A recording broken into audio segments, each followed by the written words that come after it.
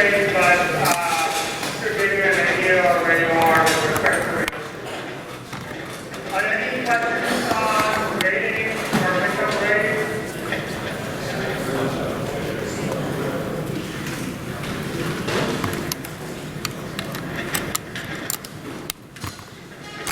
Alright, so today and start talking about a very fundamental problem, algorithmic problem on graphs, that is finding the shortest path.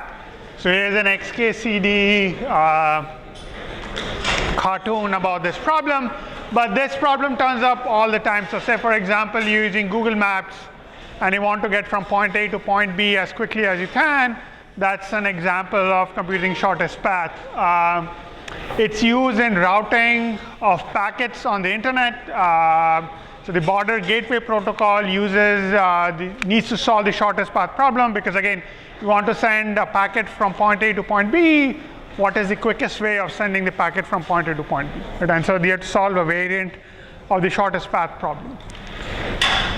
Before I begin, we are going to use the priority queue as a data structure to implement one of the algorithms that we're going to see next. If you don't remember, or it's been some time, or if you have never seen it, please do read section 2.5 in the textbook, which talks about the heap data structure, so called as priority queue. It's basically the same thing. So please make sure you read it by the next lecture, because we're going to use it as a given.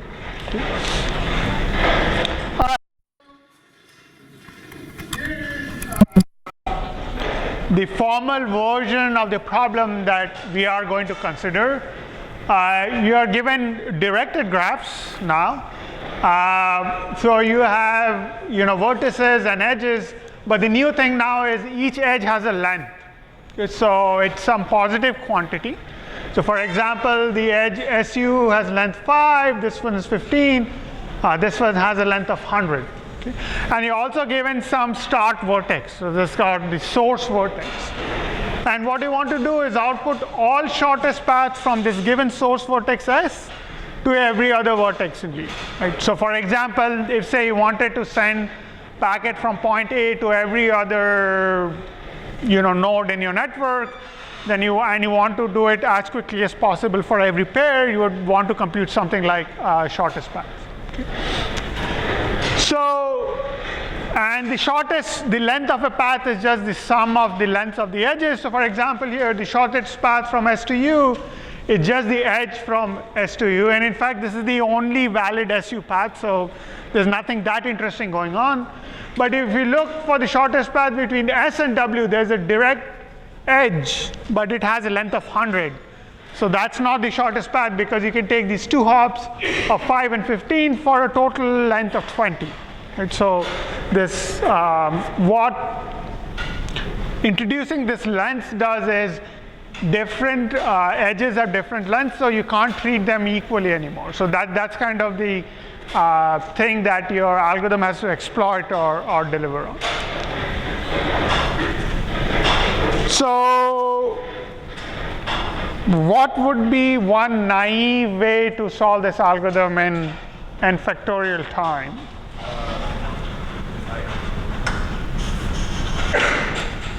I'm sorry, I forgot your name. Brandon.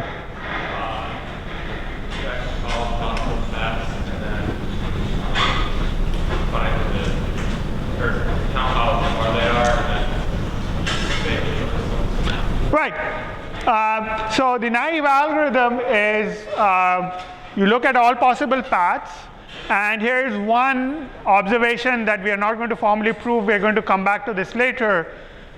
But you should observe that since all the path lengths are positive, your path better be, the shortest path is always going to be a simple path, right? So if you have a cycle, you might as well just drop that cycle, because you're only accruing extra costs while you're going through the cycle, right?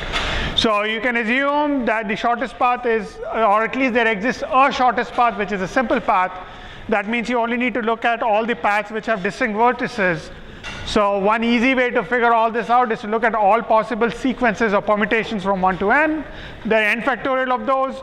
Once you get hold of that, you just count the total path length, and then at the end pick the one with the minimum cost. Right? So exactly as was pointed out.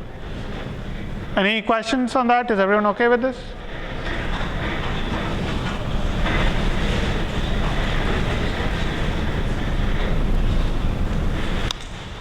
Okay.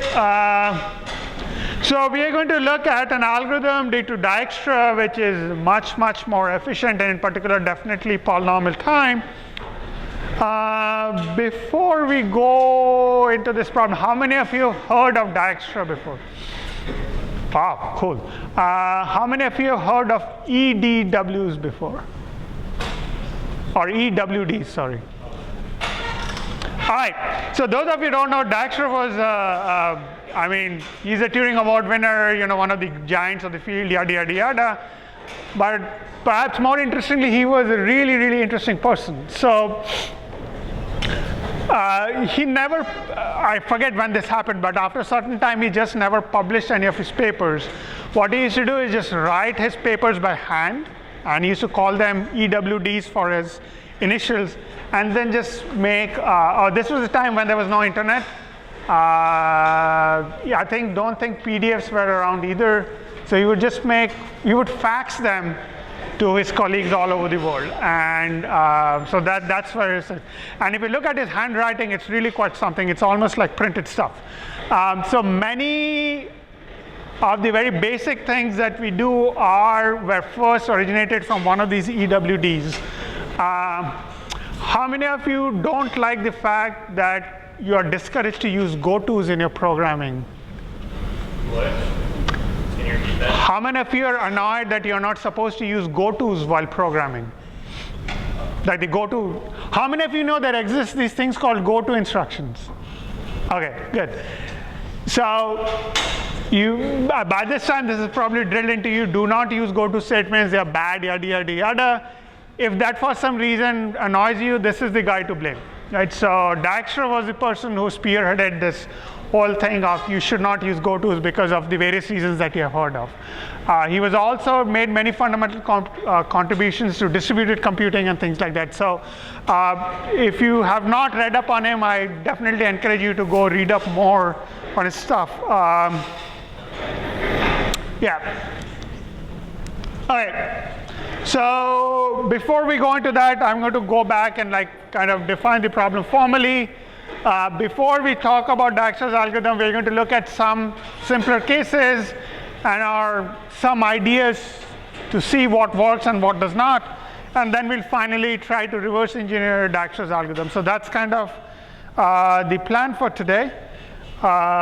Any questions while I set up?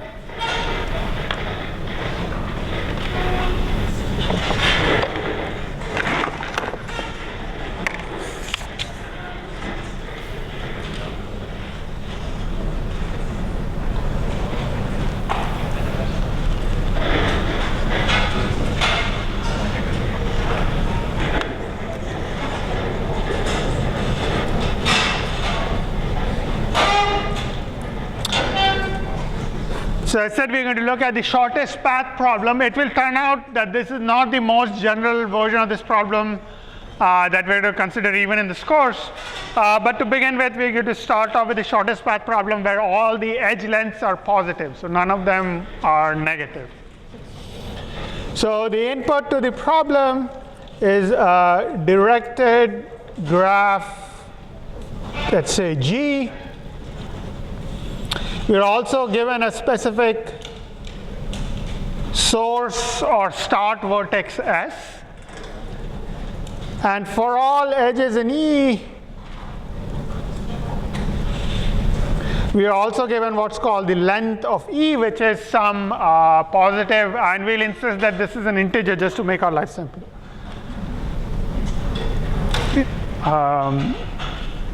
So that's your input. Your output is for all vertices T, output a shortest ST path. So again, you're given one source and you want to figure out what is the quickest way to go from that node to every other node. And when we say shortest, it's like shortest length And just to be sure, if you're given a path P, the length of that is just sum of all the edges. You look at all the edges in the path, you sum up their lengths, and the total sum of lengths of all edges in a path is the length of the path. Right? So hopefully intuitive definition, and that's what we're going to do. So it turns out, for technical reasons, it's easier to consider a simpler version of the problem where instead of actually outputting a path, you just tell me the distance or the length of the shortest path from S to T. So the simpler version that we're going to look at is only output d of t for all vertices t, where this is length of shortest ST path. Again, just to clarify, for all of the vertices, the source vertex is the same. It's that vertex S. Okay. Any questions on the problem statement?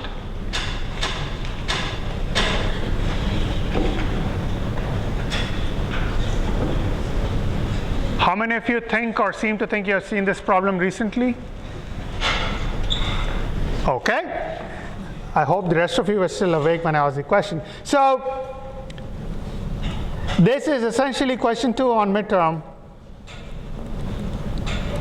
I used different notation. I think it was WE instead of LE, but this was essentially the problem. Okay. So before we solve this problem, let's look at the special case. So let's look at the simplest case where all the edge weights are 1, or edge lengths are 1. So let's consider LE is equal to 1 for all edges in D. Again, this is not the most general case, because in general case you do not have much control over what the edge lengths are, only that they are positive. But now let's say I tell you that they are all exactly equal to 1. How would you go about solving this simpler case?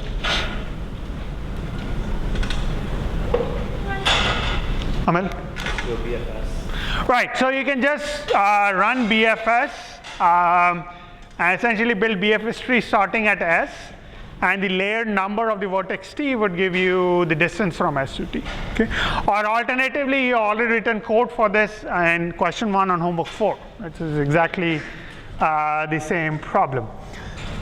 So here you basically run algorithm for homework 4, question 1, which basically is run BFS from S, and layer number of T is D of T.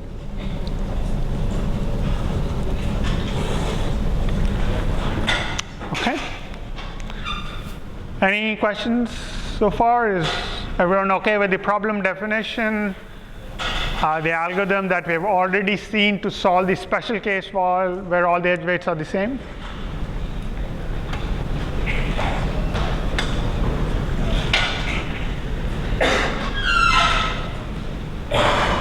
Everyone okay? All right, so now let's try to solve the general version of the problem, which is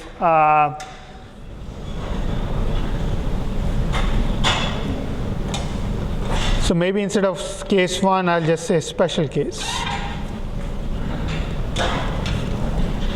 So in general, you do not have control over what these edge lengths are. You're given, you only know that they're integers and they are greater than or equal to 0.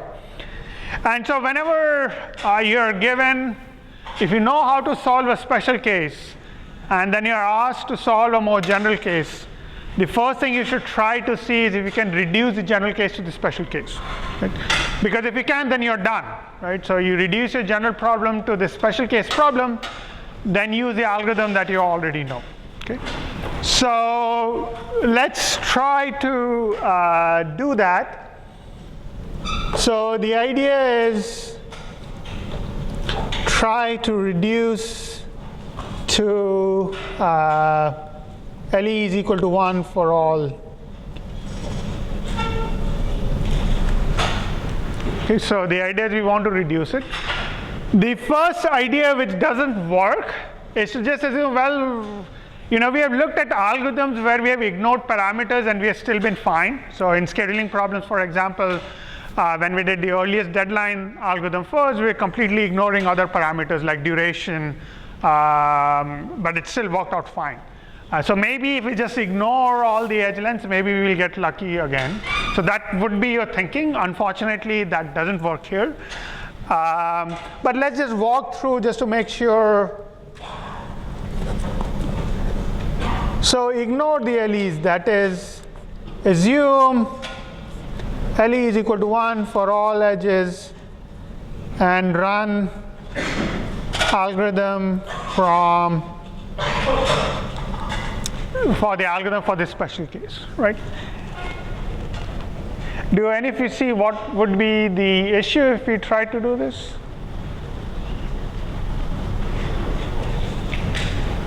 Alex? You'll find the shortest path by number of edges, but that doesn't account for the length. Right, so as Alex said, this will definitely give you the shortest path where the length is now just the number of edges, not the sum of the lengths of the edge weights, right?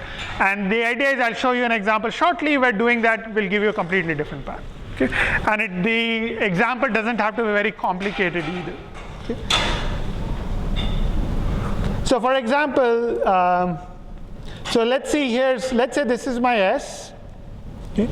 And let's say for this moment, I'm just looking at a specific value t, even though ultimately we want to look at all vertices t. So I have a direct edge from S to T of length 4, and then I have this path of length 3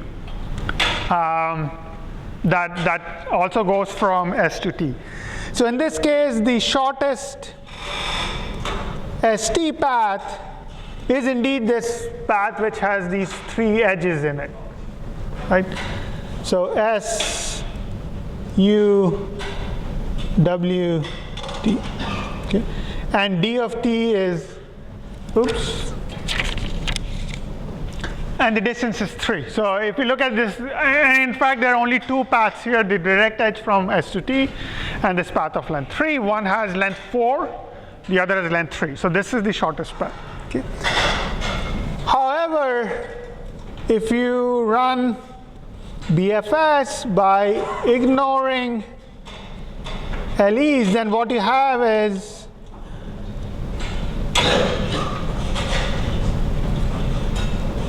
so if I call this graph G and let's call this G prime, here the shortest ST path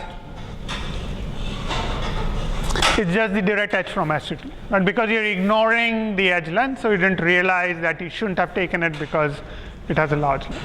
Okay? So this obvious step of completely ignoring the edge length doesn't work. I don't think this is the short. I think you can come up with a counterexample with 3 nodes, and that I think is the smallest example you can come up with. But this is kind of fairly simple.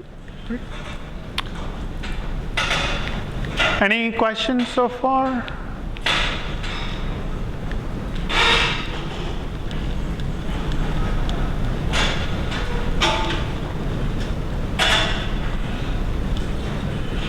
So everyone okay with the problem statement, how to solve the LE equal to 1 for all edge case, and why this quote-unquote reduction of ignoring the edge lengths does not work?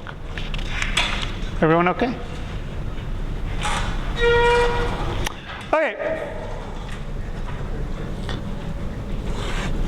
The second idea, and this was basically 2C on the midterm, is to do a proper reduction. So let's look at this example. Why did it fail? It failed because, when we went from this edge which had length 4, you're in the new change graph, it has length 1. So it changed the length, the distance from S to T, in this case to this case. So the basic idea here is, what if instead of having an edge of length 4, I replace it by a path of length 4. Okay, so what this is saying is, instead of saying you can go from point A to point B in 4 hops, like a direct hop that costs you 4, you kind of make smaller hops of length 1, but do it 4 times. Okay, so that's the basic idea. So you replace each edge E with a path with LE edges in it. And note that since we assumed that the edge weights were integers, I can do this.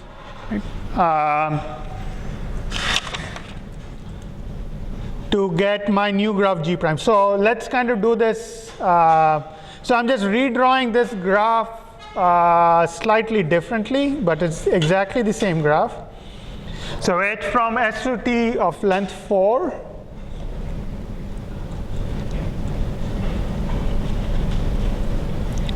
And then you have these 3 other edges with edge weight 1. So what I'm suggesting here is you replace this edge of weight 4 with a path of length 4. So you have G and you have G prime here. So I have S 1, 1, 2, 3.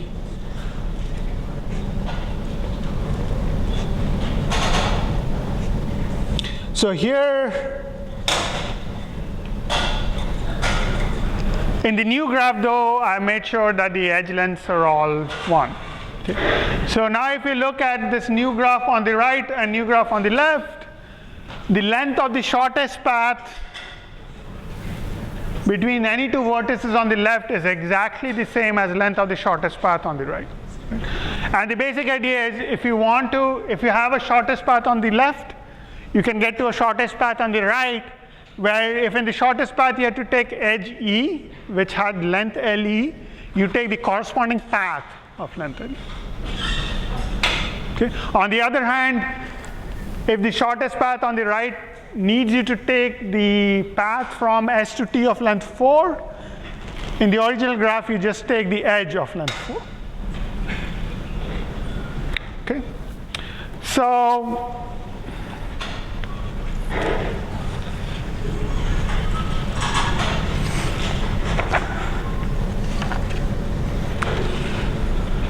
are there any questions here? Does this make sense? Maybe I'll do another example just to make sure everyone's on the same page. But here's the general reduction idea.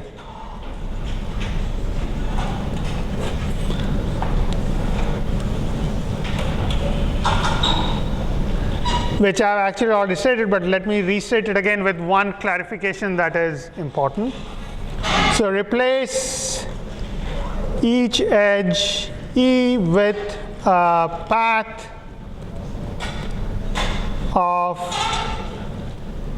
with LE edges, so that if you have any 2 different edges, E and E prime, and then you have to expand them into paths of length LE and LE prime, then the new vertices that you have to add should be all different. Okay. So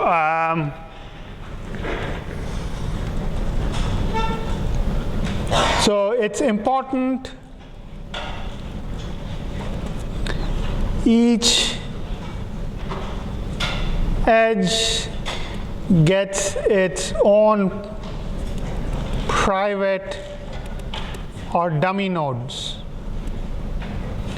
So I said to illustrate this, let's look at another example where the structure of the graph is the same but the edge weights are different.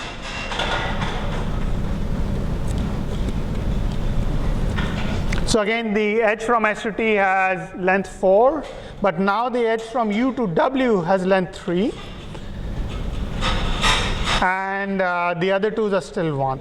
Right? So if this is my G, once I make this reduction, again this edge will get replaced by a path of length 4.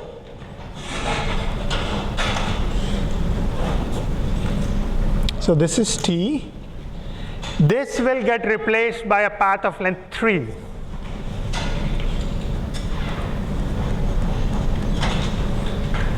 The important point to note is that these new nodes that you're introducing for two different vertices are completely disjoint. So this is what I meant was every edge get its own private or dummy nodes.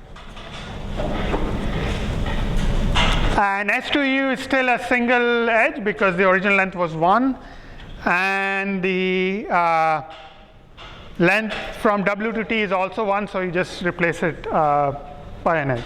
Okay. So the claim that I'm not going to prove, but it's a good thing to do as an exercise, is to argue that the shortest path in G prime is also shortest path in G.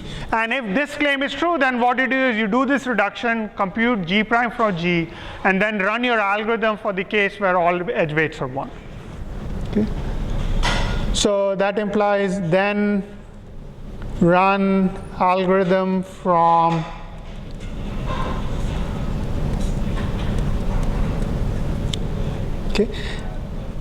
and so the correctness that, or the fact that this would work, follows from, let's say this is claim 1, and the correctness of the algorithm for length equal to 1 for each edge case. So what I'll do is I'll pause here, talk to your friends for half a minute. Let me know if you have any questions. If not, we'll go and analyze the runtime, and then we'll see why that is not what we'll really like to see. So we want to improve upon the runtime of this algorithm.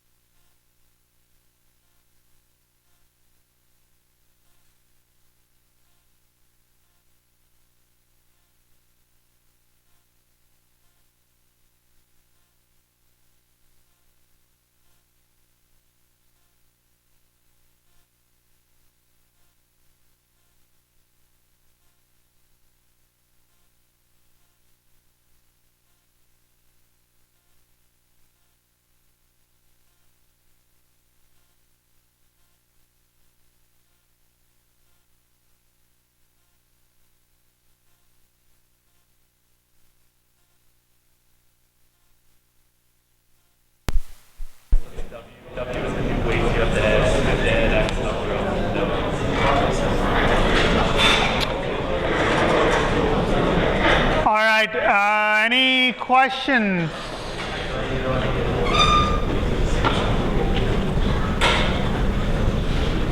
Is everyone comfortable that this algorithm is correct?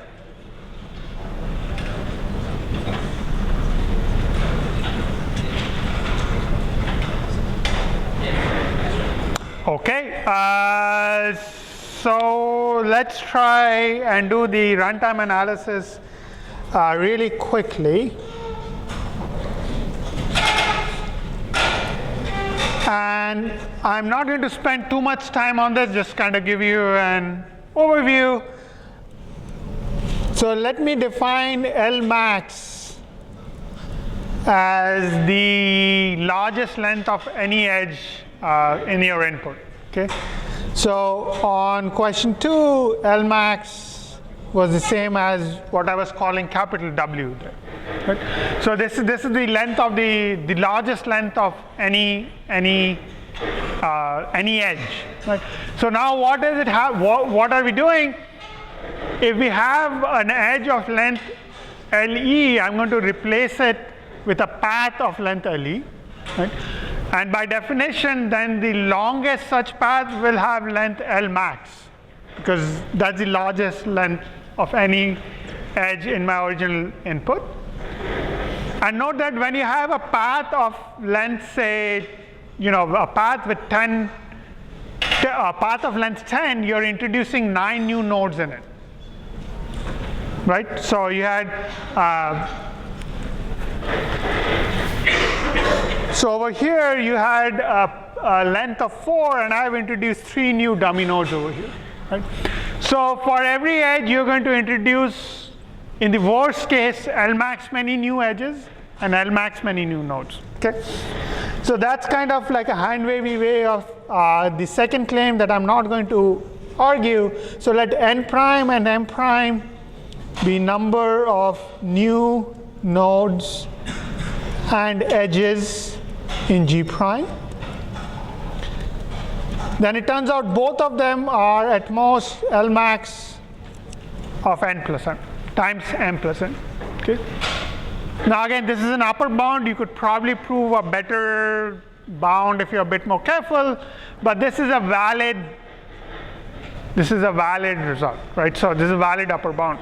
Both the new number of edges and the new number of vertices will not be more than big O of Lmax times the original number of nodes plus original number of vertices. Okay? And then the original algorithm on G prime runs in time order. It's BFS, so it's linear in the size of this new graph, which is order of n prime plus m prime, which using this is order of Lmax of n plus m.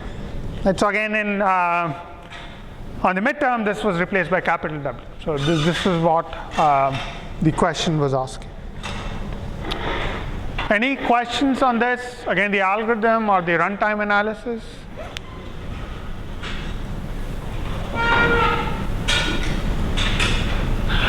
All right, so maybe again quickly talk to your friends for half a minute, and here's what I want you guys to discuss. I claim this is not the possible runtime, and indeed the dependence on Lmax is not the best possible. Okay, so try to think why is this not good, and the hint to think about is that these lengths need not be constants. And so if you remember, we've argued, go back quite a few lectures, we've argued that you can always access a register with log n bits in constant time, right? So you can think of numbers that are polynomially large in like with constant number of operations, right? So think of what would be the actual input size for this instance, and then you hopefully will see why this runtime is not the best possible that you can hope for in terms of this input size for this weighted graph.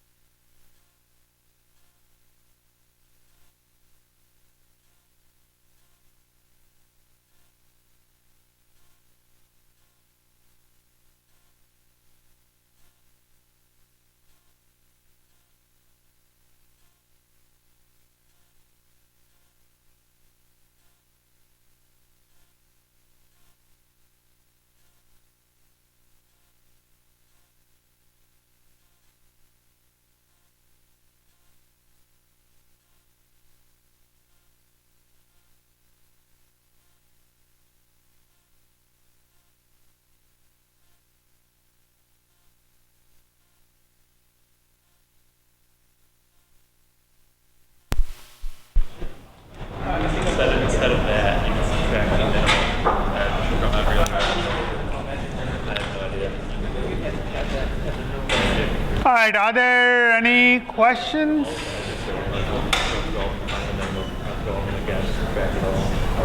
By the way, Anand, is the audio going okay? All right.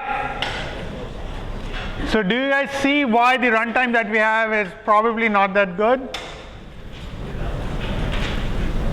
Or put another way, what would be the input size of the original graph if I tell you that the maximum length is the value Lmax and you have m and n edges?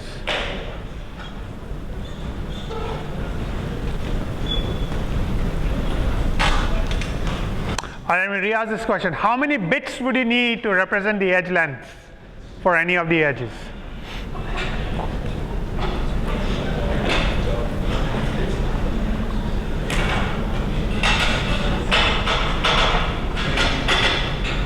Matt? Right, so if the largest value is L max, you don't need more than log of that many bits to represent that value, right? So since any LE can be represented in order log of L max bits, that implies the input size is order log of L max times m plus n. So in particular, the dependence on L max is not optimal. It's exponential in what the input size is. Okay. Another way to think about this is, how did we represent LE? We represented LE with a path of length LE. That is, counting the number LE in unary. Right? So LE, you're just replacing it by LE once. But obviously, you should be able to do better because you can represent them as in binary and log bits. Okay? So the question is, how do we exploit this to kind of not essentially count in unary? Okay? So question, how do we avoid counting in unary? Okay, and just to say, just to kind of see where the difference would be in this case, consider the case where, say, L max is, say, n to 100, right? So here the input size is m plus n times something like log n, but here you're looking at a runtime which is n to the like 101 or something, which is pretty big. Like for any reasonably small values of n, your algorithm is never going to finish. So you do want a runtime that kind of depends more on this. All right, so this is where, sorry, before I go on, any questions on this? Are the issues clear for why this reduction, even though it works and it will work fairly well when L max is constant, this algorithm won't work when L max is even moderately large, some polynomial large in n?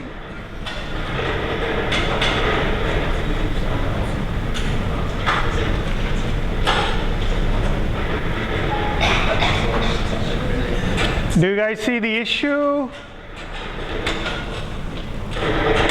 and why we need to improve it?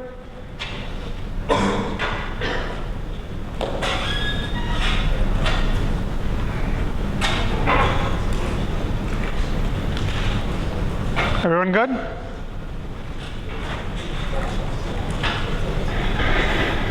Okay. So before I go on, just a quick reminder. So recall that everything that we're doing is in RAM model, which basically means all basic operations on order log n bit registers is constant time. Right, so for example, reading, writing, and kind of doing some basic arithmetic. And so what this means is, if you want the edge weight to be represented by log n bits, the value of L max cannot be more than some polynomial in n. Okay, so we're going to assume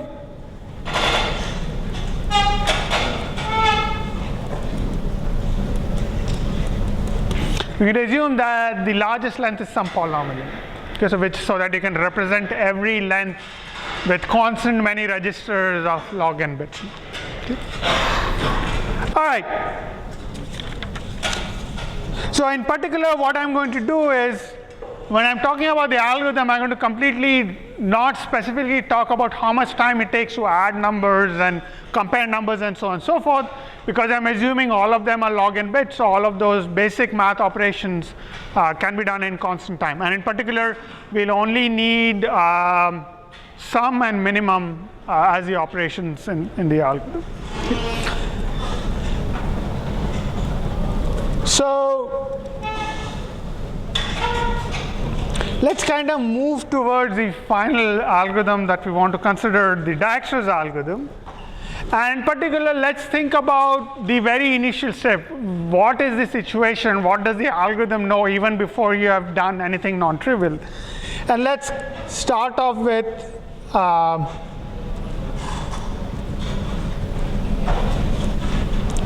the example that we had before. Again, the issue with ignoring the edge weights was, I mean, if I ignore the edge weights, then the edge directly from S to T looks really enticing because it is just has only one edge in it, right? But note that in this case, if I say the shortest path from S to U is the direct edge, then you would be right. Right? So S to T is not shortest ST path, but S to U, or sorry, the edge ST is shortest ST path. And the reason why this is fine, or the intuition is, if you are at your very first vertex S, you can never go wrong by picking the neighbor that is closest. So look at all the neighbors of S, look at their length, and pick the one with the smallest length. And the claim is that is always going to be correct. Okay? So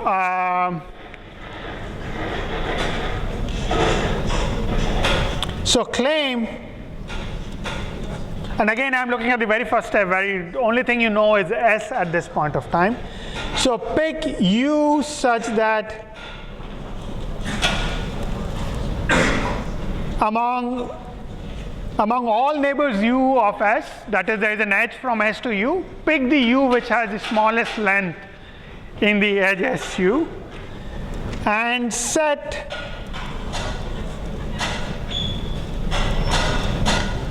just posit that the distance from S to U is indeed the length of this edge. And so the question is, how many of you think this is intuitive or intuitively correct? Okay, just one. How many of you think this is wrong? So rest of you just don't have any opinion, I guess, at this point of time. If I were to, okay, let's do a poll. I want you to answer this is correct or not correct. How many of you, and these are the only two choices. How many of you think this is correct? Okay, how many of you think this is incorrect? Okay, it turns out that this is correct, and I'll tell you the basic argument for why, and that basically forms the cornerstone for how the Dijkstra algorithm works. Okay? So consider the situation. So I have this start vertex S, and let's say I have this vertex U that's at that the edge length is 3, and this is the smallest guy, right? So maybe I have a W with length 4, another guy with a length 100, and so on and so forth. And so the worry, of course, is if I say, well, the shortest path from S to U is the direct edge from S to U, maybe I'm missing a path that is longer, but somehow magically shorter in length, right? And so consider any SU path P. And let's, for argument's sake, let's say it takes the next shortest guy over here, right? So maybe it meanders around for a bit and then finally gets back over here. Okay. Now the length of this path is 4 because I'm taking this edge, plus some stuff that I have to add all of the guys over here. And this is where Dijkstra crucially uses the fact that all the edge lengths are positive. So this stuff cannot be negative. Right? So this is always greater than or equal to 0, as length of E is greater than or equal to 0 for all E. This is greater than or equal to 4, which is strictly more than 3. So the intuition is, since all the edge lengths are non-negative, they are greater than or equal to 0, if you take the shortest length edge out of S to some vertex U, there is no way you can take a path with more edges and come up with a length that is strictly smaller. Okay? So again, the crucial difference between this and BFS was BFS said you start with S, handle all of its neighbors in one go. What they're saying, no, be a bit more cautious, only pick the one with the shortest length. And then continue. So what do I mean by and then continue?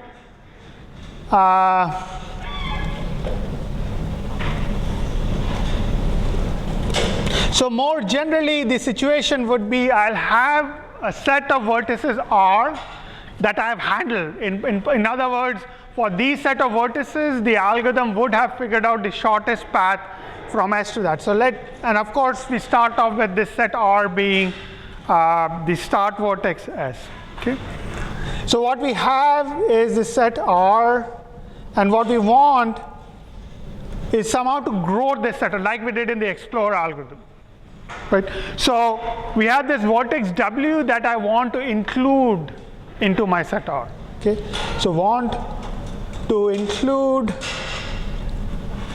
a new vertex W into R. Okay? So the thing that we just did before was a special case where R just had the vertex set S, and so only looking at the guys that are direct neighbors of S. But in general, you could have a larger frontier and you could have handled a bunch of more nodes, and you want to add another node to this set R. So what the algorithm will do is for every vertex W, it's going to maintain an estimate of the shortest path from S to W. Okay? So it will maintain, and actually it turns out it's not a nice estimate, but it's always guaranteed to be an upper bound. Okay? So an upper bound on the length of the shortest path from S to W. Okay? And so the question is, how can you compute this estimate at any point of time? So let's just say, for argument's sake, X and Y, you only have 3 vertices that are neighbors of W inside of R, right? So there are 3 vertices, U, X, and Y, which have edges going directly to W, right? And so, and I somehow want to estimate this upper bound on distance in terms of these guys, right? So here's one natural upper bound. You take the shortest path from S to U, right? So that takes distance d of U, and then you take this finite leg here, right? So the length of this is length of UW. So that's one estimate. Another estimate would be take the shortest path from S to X, so d of X, and then this last path, L from XW. And finally, you can another take shortest path from S to Y and take this last edge L to W, right? So now you have at least these 3 potential upper bounds, right? What would be an easy way to combine all of these upper bounds to get a simple upper bound that's the best possible among these 3? Take the minimum, right? These are all 3 possibilities. They are all valid, right? So the smallest one is also going to be valid.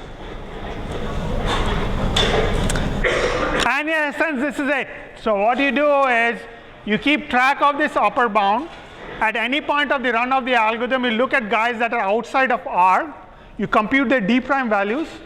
Pick the one with the smallest d prime value, and posit that that is going to be the final distance. Add that W in and continue. Okay. So actually, let me write that down and then we'll finish off. So what you're going to do, pick W to include in R that minimizes d prime of W. And note that in general, it could have more than 3 or less than 3 neighbors inside. So what you do is you do min over all U that's in R such that UW is an edge. And then you take the shortest path to U and then the edge from U to W. Okay. And so next time we're going to formally write down this algorithm and kind of run through an example, but we essentially have derived Dijkstra's algorithm at this point. Okay. See you guys on Wednesday.